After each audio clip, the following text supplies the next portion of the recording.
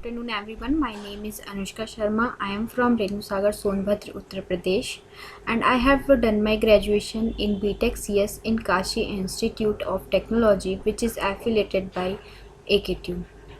After my graduation, I searched for a job. Then I got to know about Evision Technoserve.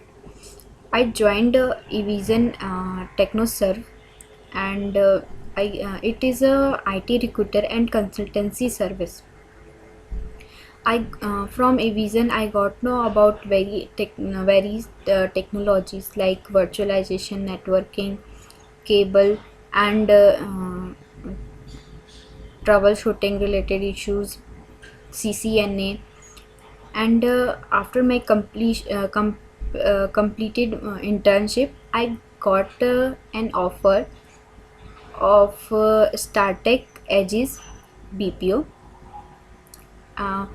with 2.64 LPA. Thank you, Evision. Thank you so much.